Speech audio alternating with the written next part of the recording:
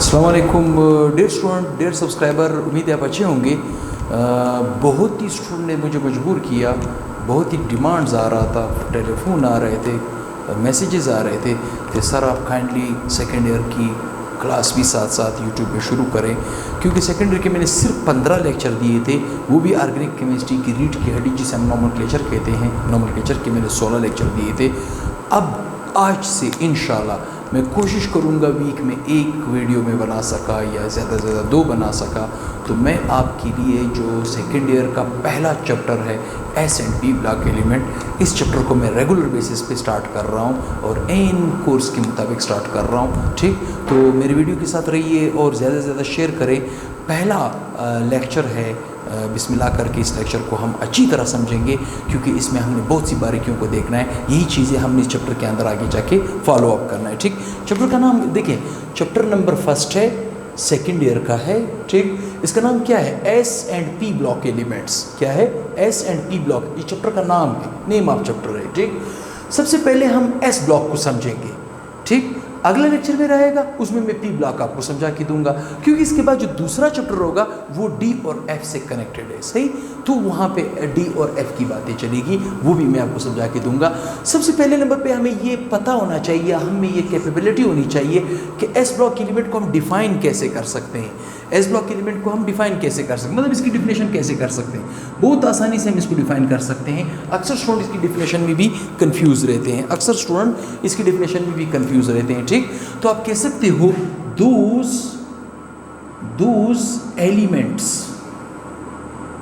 those elements in which last electron enter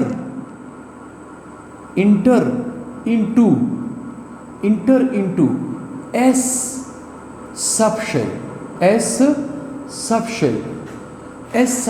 of outermost shell of an element is called S block elements। ठीक, बड़ी आसान, बड़ी मुख्तसर, बड़ी दिलचस्प तारीफ है। स्टूडेंट अक्सर इसमें कंफ्यूज रहते हैं। ठीक, दोज एलिमेंट्स, ऐसे element in which last electron, जिसमें आखिरी electron inter into S subshell, कहाँ पे दाखिल हो?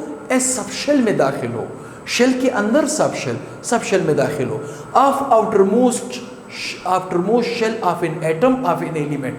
किसी एलिमेंट का अगर हम एक एटम लें, उस एटम के आखिरी शेल में, आउटरमोस्ट शेल के अंदर, सब शेल एस के अंदर जो हमारा आखिरी इलेक्ट्रॉन इंटर होगा, उन एलिमेंट्स के उस एटम को हम एस ब्लॉक एलिमेंट्स कहेंगे। ठीक, अब मैं इसको इलेक्ट्रॉनिक कम्युनिकेशन से प्रूव भी करके दूंगा। ठीक, किसी ने फर्स्ट ईयर में 9th 10th वगैरह में इलेक्ट्रॉनिक कम्युनिकेशन पढ़ा हो, मैं इलेक्ट्रॉनिक कम्युनिकेशन अपने पॉइंट के मुताबिक ही पढ़ाऊंगा। आगे जाके मैं फर्स्ट ईयर के लेक्चर्स जो मेरे चल रहे हैं वहाँ पे मैं इलेक्ट्रॉनिक कम्युनिकेशन बड़ी डिटेल से पढ़ाऊंगा।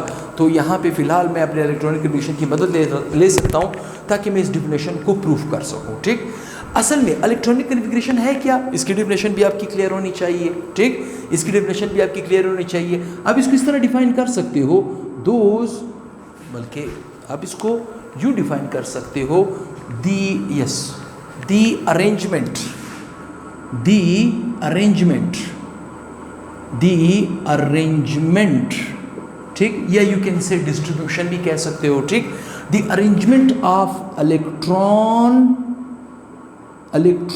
या इलेक्ट्रॉन्स, ठीक, ओब्लिक का निशान मैंने दिया, द अरेंजमेंट ऑफ इलेक्ट्रॉन या इलेक्ट्रॉन्स into shell, subshell या or orbitals of an atom is called electronic configuration। Electronic configuration हम उस प्रोसेस को, उस मरहले को कहते हैं जिस मरहले के तहत हम इलेक्ट्रॉन या इलेक्ट्रॉनों को तरतीब से रखने की कोशिश करते हैं। कहाँ पे तरतीब से रखने की कोशिश करते हैं? या उसको शेल के अंदर रखते हैं, या शेल के अंदर सब शेल के अंदर रखते हैं, या उसको ऑर्बिटल्स के अंदर मैनेज करते हैं। ऑर्बिटल्स के अंदर जब कभी हम तरतीब से रखेंगे, उस तरतीब के प्रोसेस को हम इलेक्ट्रॉनिक कन्फिगरेशन कहते हैं। ठीक, इलेक्ट्रॉनिक कन्फिगरेशन को इंट्रोड्यूस करने वाले साइंटिस्ट का नाम है आबाओ। इसे हम आबाओ प्रिंसिपल भी कहते हैं, जिसने फर्स्ट ईयर के पहले क्लासेस में पढ़ा होगा। फिलहाल मैं इसकी डिफिनेशन वगैरह में नहीं जाऊंगा, हमारा लेक्चर काफ़ी लंबा हो जाएगा। जस्ट मैं इसके रूल को आपको समझा के देता हूँ। ठीक, बड़ा आसान रूल है। कैसे रूल है? आबाओ नामी साइंटिस्ट ने जो ये रूल पेश किया इलेक्ट्रॉनिक कन्फिगरेशन का, इसे हम बिल्डिंग अप रूल भी कहते हैं। कॉमन सेंस की बात है, जब आप बिल्डिंग बनाते हो, कोई दीवार बनाते हो, तो अपने मिस्त्री को देखा होगा, वो नीचे से ईंट रखता है, आहिस्ता आहिस्ता से ऊपर जाता है। किसी मिस्त्री या किसी मजदूर को आपने देखा है कि उसने ईंट ऊपर से स्टार्ट की हो, हायर एनर्जी से स्टार्ट की हो? नो, लोअर एनर्जी से स्टार्ट की हो। ठीक, अब यही चीज़ें में हमारे जहन में होनी चाहिए। तो आबाओ नामी साइंटिस्ट ने हमें ये कहा कि सबसे पहले इलेक्ट्रॉन इसमें रखो, ऐसे एरो से मेंशन किया। ठीक, मैं वही एरो बता रहा हूँ यहाँ पे ऐसे इलेक्ट्रॉन रखें, ऐसे आए, ऐसे आए, ऐसे ऐसे। मतलब जिस सब शेल की एनर्जी कम होगी, जिस सब शेल की एनर्जी कम होगी, या जिसकी n+l रूल के मुताबिक वैल्यू कम आएगी, आपने सबसे पहले उस सब शेल को फिल करना है। ठीक, ये भी अक्सर स्टूडेंट के जहन में एक सवाल होता है कि सर पहले शेल में कितने सब शेल है, दूसरे में कितने सब शेल है। तो ये भी साथ साथ मैं आपको बताता चलूँ कि पहला शेल, देखिए एस से पहले लिखा हुआ है 1, इसका मतलब है ये पहला शेल है। ठीक ठीक, पहले शेल में एक सब शेल होता है, दूसरे में 2 सब शेल, तीसरे में 3 सब शेल, चौथे में 4 सब शेल, पांचवें में 5, छठे में 6, सातवें में 7, आठवें में 8। मतलब जैसे शेल बढ़ेगा सब शेल बढ़ेगी, कैपेसिटी बढ़ेगी। कॉमन सेंस की बात है। ठीक, तो ये पहला शेल एक सब शेल, ये दूसरा, ये तीसरा, ये चौथा, ये पांचवा, ये छठा, ये सातवां। ठीक, पहले शेल में ये जो सब शेल पड़ा हुआ है एस, इससे पहले लिखा हुआ है 1, इसका मतलब क्या है कि ये फर्स्ट ऑर्बिट को शो कर रहा है, शेल को शो कर रहा है। ऑर्बिट, ऑर्बिटल नहीं, ऑर्बिट, वो भी आगे हमारा लेक्चर आ रहा है, आपको ये चीज़ें भी सारी क्लियर हो जाएगी। ठीक, देखिए इस से पहले लिखा है 2, इस पी से लिखा है पहले लिखा है 2, इसका मतलब ये शेल को रिप्रेजेंट कर रहा है, ये भी शेल को रिप्रेजेंट कर रहा है, ये भी शेल को रिप्रेजेंट कर रहा है। एन की वैल्यू को शेल, मतलब ये जो वैल्यू मैंने लिखी है, ये शेल के नंबर जो मैंने लिखे हैं, ये असल में क्या कहलाए जाते हैं? Small n. Small n means number of shells, number of shells. अब अक्सर स्टूडेंट के जहन में ये होता है कि सर इन लाइनों को हम याद कैसे रखेंगे? तो इसके लिए भी हम खूबसूरत सा पोएम बना देते हैं। वो पोएम आपको इन्हीं लाइनों के ऊपर आपकी काफ़ी मदद करेगा, और आप देखते ही देखते इस फील्ड में जादूगर बन सकते हो। कैसे बन सकते हो? देखिए मैं यहाँ पे आपको एक स्केच बना के देता हूँ, बड़ा ही आसान, जस्ट आप उसको फॉलो करें, इंशाल्लाह आपके लिए इलेक्ट्रॉनिक कन्फिगरेशन कभी भी कोई प्रॉब्लम नहीं होगा। ठीक, कैसे? मैं यहाँ पे लिख रहा हूँ, देखिए मैं पोएम को रीड कर रहा हूँ, आपने भी रीड करना है इस तरह। ठीक, school school, public school, public school, मतलब एक लफ्ज़ को 2 दफ़ा रिपीट करना है, एक लफ्ज़ को 2 दफ़ा रिपीट करना है। ठीक, school school, public school, public school, divisional public school, divisional public school. ठीक, मैंने एक लफ्ज़ को 2 दफ़ा रिपीट किया। Federal divisional public school, federal divisional public school. ठीक, हाँ ये चीज़, एक चीज़ याद रखें, इसमें ये जो एफ है ये कैपिटल यूज़ नहीं होता, लिहाजा हम क्या करेंगे, हम छोटे से एफ की मदद लेंगे। ठीक, क्योंकि ये क्या है, ये सब शेल्स है। ये आपके जहन में होना चाहिए कि सब शेल्स जिनका हम सामना करेंगे वो एक्चुअली इस वक्त मौजूदा कंडीशन में कितने पाए जाते हैं, एस पी डी एफ। ये भी आपकी क्लियर होनी चाहिए कि एस चाहे हमें पहले शेल में मिले, दूसरे में मिले, तीसरे में मिले, चौथे में मिले, उसमें मैक्सिमम कितने इलेक्ट्रॉन रख सकते हो? 2 मैक्सिमम। इसका मतलब है एस जहाँ पे मिलेगा मैक्सिमम 2, ये 6, ये आपके पास आ जाएगा 10, ये हो जाएगा 14। इसका भी बाकायदा आपको फार्मूला दिया जाएगा एज़मुतुल क्वांटम नंबर में, वहाँ पे हम इसको निकालने का तरीका भी सीखेंगे। फिलहाल हम उस तक नहीं जा रहे, लेक्चर हमारा काफ़ी एक्सटेंडेड हो जाएगा। फिर बच्चे ज़्यादा एक्सटेंडेड लेक्चर से भी थोड़े डिस्टर्ब हो जाते हैं, ठीक। तो एस जहाँ पे मिले 2, पी जहाँ पे मिले 6, डी जहाँ पे मिले 10, एफ जहाँ पे मिले 14।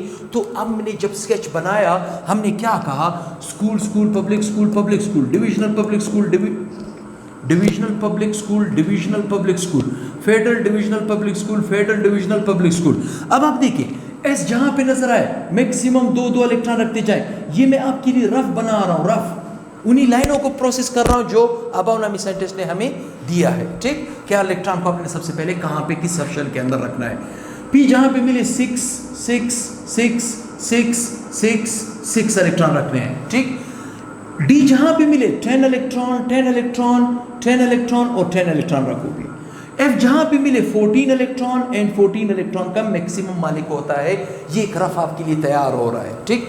फिर अक्सर स्टूडेंट ये एन की वैल्यू को भूल जाते हैं कि सर एन कहाँ पे डालें।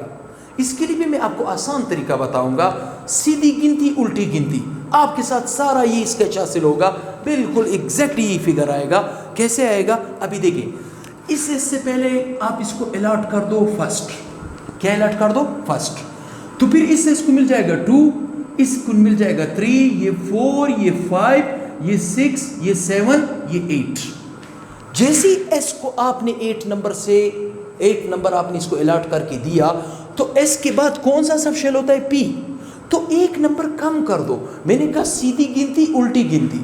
तो मैं समझता हूं अगर मैं इस 8 से 1 कम करूंगा तो इस पी को मिल जाएगा 7, इस पी को मिल जाएगा 6, इस पी को मिल जाएगा 5, इस पी को मिल जाएगा 4, इस पी को मिल जाएगा 3, इस पी को मिल जाएगा 2, ठीक। जब पी का किस्सा खत्म होगा तो पी के बाद कौन सा सबशेल है? डी। तो 1 नंबर इंक्रीज कर दो। जब 1 नंबर इंक्रीज करोगे तो इस डी को मिल जाएगा 3, ये हो जाएगा 4, ये हो जाएगा 5, ये हो जाएगा 6, ठीक।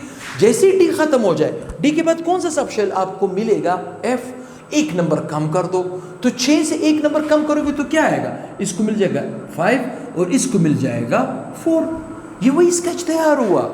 हमने आपको क्या कहा था कि 1s2 में पहले इलेक्ट्रॉन रखो। हमने नहीं, आबा नामी साइंटिस्ट ने 1s2 में इलेक्ट्रॉन रखो, तो हमने यहाँ पे 1s2 को ही लाया हूँ, ठीक। फिर किस में रखो? 2s2 में रखो। यहाँ पे देखिए 2s2 सेकेंड नंबर पे है। थर्ड नंबर पे क्यों कौन आ रहा है? 2p6, 2p6 में रखो। फिर रखो 3s2 में, देखिए 3s2 में रखो। देखो एरो आपको क्या बता रहा है? 3p6 में रखो इलेक्ट्रॉन। ये देखिए 3p6 में रख रहा हूं, ठीक। फिर एरो आपको क्या बता रहा है? हाँ देखिए, हाँ होना तीसरे शेल में 3d भी है, लेकिन आपने इलेक्ट्रॉन वहां पे नहीं ले जाना है, यहां पे आना है, क्योंकि इसकी एनर्जी कम है। मैं इसको आगे जाके बताऊंगा कि इसकी एनर्जी कैसे कम निकल रही है, ठीक। तो 3p के बाद कहाँ आना है? 4s में। तो देखिए 3p के बाद कहाँ आना है? 4s में। स्केच भी आपके लिए तैयार हो रहा है सेम उसी तरह, ठीक। फिर उसके बाद 3d में, फिर 4p में, फिर 5s में। स्केच को देखिए, ठीक। ये वही लाइनों का स्केच है जिसके ऊपर हमने पोएम बनाया, जिसमें आपको आसानी हो, जिसमें आपको पोएम दोबारा समझा दूं कैसे। School school public school public school, divisional public school divisional public school, federal divisional public school federal divisional public school. 1-2 दफा रिपीट करोगे, ये स्केच आप आसानी से तैयार रख सकते हो और आपके लिए इलेक्ट्रॉनिक कम्युनिकेशन कभी कोई प्रॉब्लम नहीं करेगा। अब ये मुझे बताएं जरा, कॉमन सेंस की बात है, सोच के बताएं, सबशेल एस में कितने इलेक्ट्रॉन है? 2। पीरियडिक टेबल में आपको इसके 2 ग्रुप्स मिलेंगे। कितने ग्रुप्स? 2। अब अगर मैं एस के पहले 2 ग्रुपों को निकालने की कोशिश करूंगा, 2 ग्रुपों को निकालने की कोशिश करूंगा, ठीक। तो पहला जो ग्रुप होगा उसकी पूरी कॉन्फ़िगरेशन होगी S1, पूरी कॉन्फ़िगरेशन। इवन मैं आपको इस काबिल बना दूंगा कि आप एटम का एटॉमिक नंबर मिनट में निकाल सकते हो इलेक्ट्रॉनिक, किसी रटे की जरूरत नहीं पड़ेगी, ठीक। अच्छा, दूसरी की कॉन्फ़िगरेशन है S2, दूसरे ग्रुप की। अब ये पहला ग्रुप कौन सा है?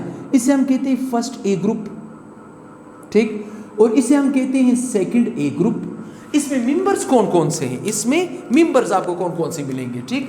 इसमें आपको सबसे पहला मेंबर मिलेगा hydrogen, lithium, sodium, potassium, rubidium, caesium और फ्रांशियम। इसके ऊपर आप गाना भी बना सकते हो। अब गाना ये नहीं कि मैं आपको लेक्चर के दौरान या स्टडी के दौरान मैं आपको गाना सिखा रहा हूँ, नो, गाना मैं आपको नहीं सिखा रहा हूँ, जस्ट आपकी आसानी के लिए। जैसे हम रूटीन में कहते हैं हाय लैला ने की रब से फरियाद, आपका पूरा ग्रुप आपके हाथ में आ जाएगा। ठीक, ये जो दूसरा ग्रुप है बेरिलियम के बिल्कुल अपोजिट, सॉरी लिथियम के बिल्कुल अपोजिट आपको मिलेगा बेरिलियम। कौन मिलेगा? बेरिलियम। फिर इसके बाद मिलेगा मैग्नीशियम, कैल्शियम, स्ट्रोंशियम, बेरियम और रेडियम। अब आप कहोगे सर ये क्या बात कर रहे हो, ये दूसरा ग्रुप आपने कैसे निकाला, क्या आपने रटा लगाया था? नो, इसके ऊपर भी हम गाना बना चुके हैं, बहुत ही आसान। ठीक, दो तरह से हम गाने का क्या मतलब है, हम इसकी में आसानी पैदा करें। कैसे पैदा करें आसानी? बेटा मांगे कार स्कूटर बाप राजी, आप इसको इस तरह भी याद रख सकते हो। ठीक है, या बड़े मगरमच्छ का सर बुलंद रहे, इस तरह भी याद रख सकते हो। जो आपकी मर्जी, जो आपकी मर्जी। ठीक, हाँ, ये आपके पास पहला ग्रुप हुआ पीरियोडिक टेबल में, हाय लैला ने की रब से फरियाद। ये आपके पास दूसरा ग्रुप हुआ पीरियोडिक टेबल में। लेकिन चूंकि हम एस ब्लॉक एलिमेंट डिस्कस कर रहे हैं, एक एलिमेंट ऐसा है जो नोबल गैसेस के ऊपर पड़ा है, जिसे हम प्यार से हीलियम कहते हैं, उसे मैं यहां पे रेड मार्कर से लिख रहा हूं। असल में वो इस ग्रुप का मेंबर नहीं है, लेकिन एस ब्लॉक के हवाले से इस ग्रुप में आप उसको रख सकते हो, चूंकि इसकी स्टेबल कन्फिगरेशन है, लिहाजा इसे दूसरा ग्रुप अलॉट किया गया है। अदरवाइज ये भी एस ब्लॉक एलिमेंट है। ठीक, अब जरा मुझे बताएं, ये आपके पास पहला पीरियड है, मेरी बात समझ रहे हो? ये क्या है? पहला पीरियड है। ये है दूसरा पीरियड सॉरी, ये है तीसरा पीरियड, चौथा, पांचवा, छठा, सातवां। ठीक, अब देखिए मैं इसको दे रहा हूं 1, ये 2, ये 3, ये 4, ये 5, ये 6, ये 7। मैंने क्या दिया? एक नंबर अलॉट करके दिया। ये नंबर किस चीज को रिप्रेजेंट कर रहा है? ये पीरियड्स को रिप्रेजेंट कर रहा है। किसको? पीरियड्स को रिप्रेजेंट कर रहा है। अगर ये पीरियड का मतलब क्या है? पीरियड का असल में यहाँ पे पीरियोडिक टेबल में मतलब है शेल, नंबर ऑफ शेल। मिसाल के तौर पे अगर कोई एलिमेंट पहले पीरियड में पड़ा है, जैसे हाइड्रोजन और हीलियम, तो इस बदबख्त के पास एक शेल होगा।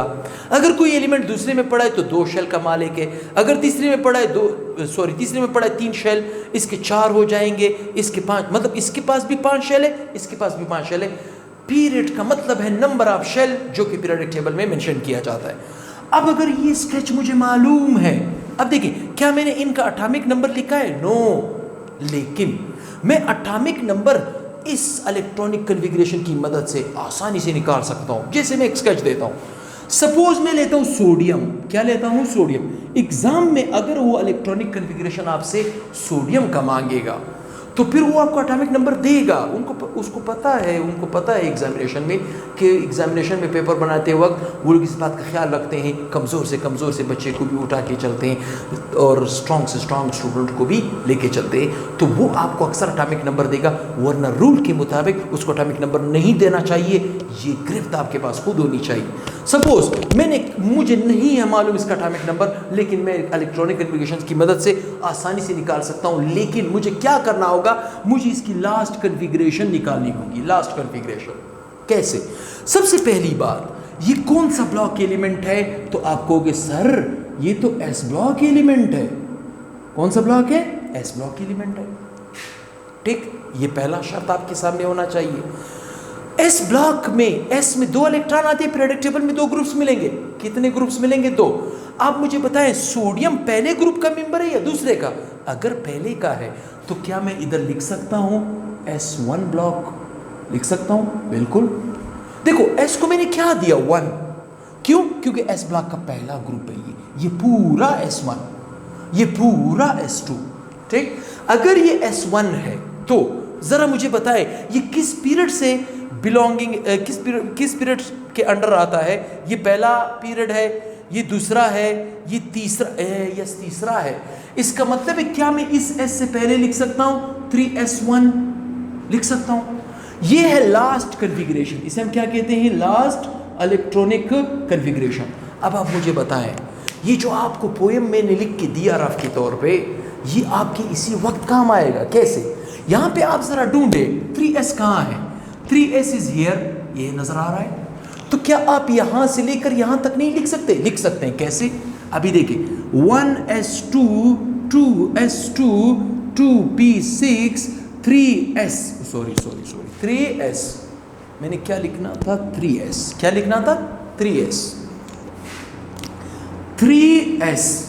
जैसे मैं 3s तक आऊंगा वैसे s के अंदर 2 इलेक्ट्रॉन होने चाहिए, मेरे पास कितने होंगे 1, लिहाजा मैं यहां पे 1 पुट कर दूंगा। क्या मैं इनको नहीं गिन सकता? गिन सकता हूं, बहुत ही आसानी से गिन सकता हूं। देखिए ये है 2 और 6 हो गए 10 इलेक्ट्रॉन, और ये जनाब 1, तो कितने हो गए 11 इसका एटॉमिक नंबर है। आप चेक कर सकते हो। इसका मतलब क्या हुआ कि सोडियम का एटॉमिक नंबर क्या निकला 11। इसका मतलब है आप इस फील्ड में जादूगर बन सकते हो अगर आप घर में प्रैक्टिस करोगे। सारे एलिमेंट का कोई एलिमेंट आपको कभी दिक्कत नहीं देगा। कैसे? जैसे मिसाल के तौर पे मैं लेता हूं बेरियम। कौन ले रहा हूं? बेरियम। ठीक, मैंने लिया बेरियम, मुझे नहीं है मालूम इसका एटॉमिक नंबर क्या है, नहीं है मालूम, लेकिन मुझे ये मालूम है ये एस ब्लॉक एलिमेंट है। पहली शर्त, एस ब्लॉक का पहला नहीं दूसरा ग्रुप है, तो इसका मतलब है S2। ठीक, और किस पीरियड का मेंबर है? छठे का। अगर छठे का है तो 6s2 में नहीं लिख सकता, लिख सकता हूं। तो ये क्या है? ये लास्ट इलेक्ट्रॉनिक कन्फिग्रेशन। अब आप मुझे बताएं 6s कहां है? यहां पे ये देखें, ये आपके सामने स्केच जो मैंने बनाया था, इसीलिए बनाया था 6s। अब आप 6s तक आप सारे लिखे गिनेंगे, इसका एटॉमिक नंबर निकल चुका होगा। कैसे? 1s2 2s2 2p6 3s2 3p6 4s2 3d10 4p6 5s2। ठीक, कहां तक हम पहुंचे? 4p6 5s2 के बाद हमने क्या लिखना है? 4d10 4d10 के बाद हमने क्या लिखना है?